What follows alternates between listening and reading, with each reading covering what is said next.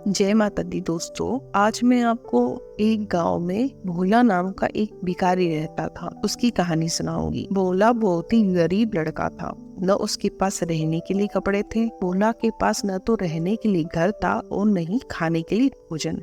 भोला दिन रात एक मंदिर के बाहर बैठा रहता था और गांव के लोगों से भोला दिन रात भीख मांगता था और भीख में जो उसे पैसे मिलते थे और कपड़े मिलते थे उसी से वह अपना जीवन यापन करता था। कपड़े अगर फटे पुराने मिलते थे तो वह उन्हें सील के पहनता था और किसी को नहीं देता था। उसका कमजोर शरीर और फटे पुराने कपड़े देखकर कोई भी समझ जाता था कि यह बहुत ही गरीब और भिखारी इंसान है। लेकिन एक चीज जो उसके पास थी वह थी भगवान में अटूट आस्था। भोला हर दिन मंदिर जाता और भगवान से प्रार्थना करता था कि हे प्रभु, कब तक मुझे आप इस गरीबी में जीने दोगे? आप मुझे कब दर्शन देंगे प्रभु? आप मेरा जीवन कब बदलेंगे? वह जब भी मंदिर आता सबसे पहले भगवान से यही प्रार्थना करता और कहते करते वर्षों बीत गए, लेकिन भोला की हालत में कोई सुधार नहीं हुआ। लोग हमेशा उस पर हंसे रहते और कहते, भोला तुम बेकार भगवान से उम्मीद कर बैठे हो। अगर भगवान होते तो तुम्हारी ये हालत होती। लेकिन भोला तो भोला ठहरा। उसे भगवान पर अंधा विश्वास था। वो हर दिन मंदिर जाता और यही अपनी प्रार्थना भगवान के सामने दोहराता रहता था कि हे भगवान, मुझे दर्शन दीजिए या मुझे कोई रास्ता बता दीजिए जिससे मैं अपनी गरीबी दूर कर सकूं। एक दिन भोला मंदिर की सीढ़ियों पर बैठा था, तभी एक बूढ़ा व्यक्ति आया। बूढ़े व्यक्ति के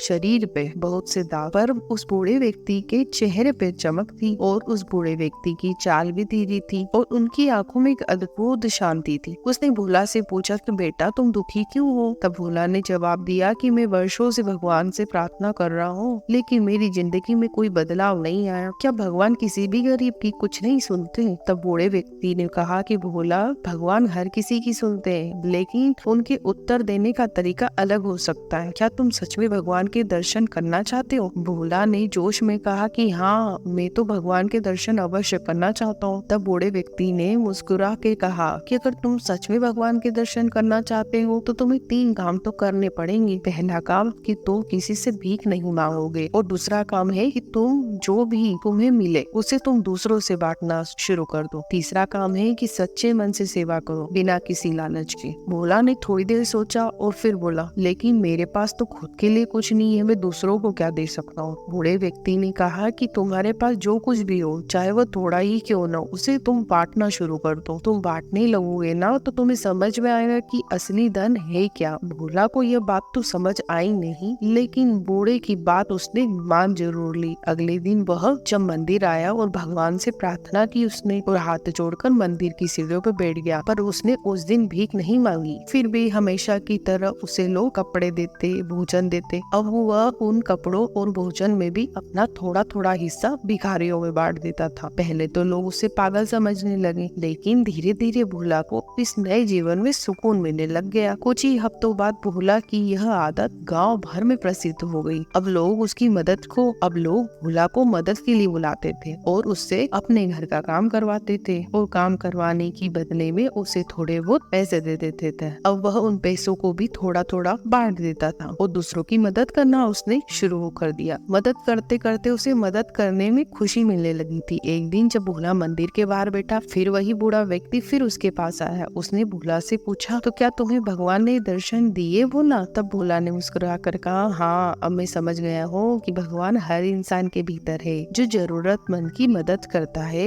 मैंने अपनी गरीबी में भी दूसरों के लिए कुछ किया, तब मुझे असली सुख मिला। मुझे अब भगवान को बाहर देखने की जरूरत नहीं है, क्योंकि मैंने तो उन्हें अपने भीतर ही महसूस कर लिया है। बूढ़े व्यक्ति ने खुशी से कहा, तुम्हें सच्ची आस्था का रास्ता पा लिया ना। भगवान हर जगह होते हैं, लेकिन उन्हें महसूस करने के लिए हमें दूसरों की मदद करनी चाहिए। जब भी हम दूसरों के लिए कुछ करते हैं ना, तभी हमें भगवान का साक्षात्कार होता है। यह कहकर बूढ़ा व्यक्ति तो गायब हो गया और भोला को यह एहसास हुआ कि वह साधारण बूढ़ा व्यक्ति नहीं था, बल्कि स्वयं भगवान थे जो उसे रास्ता दिखाने आए थे। उसी दिन से भोला ने भीख मांगना पूरी तरह से छोड़ दिया और गाँव में सभी की सेवा करता एक सेवक की तरह काम करना शुरू कर दिया और अपना जीवन बिताना शुरू कर दिया। उसके दिल में हमेशा भगवान के दर्शन का एहसास बना रहता था और वह उसी में खुशी ढूंढता रहता था। था। भोला को तो भगवान का साक्षात्कार बाहरी दुनिया में नहीं बल्कि दूसरों की मदद और आस्था और कर्म और सेवा में मिल ही गया। जब भी हम निस्वार्थ भाव से दूसरों की मदद करते हैं तभी हमें सच्ची ईश्वर की प्राप्ति का अनुभव होता है। धन्यवाद दोस्तों।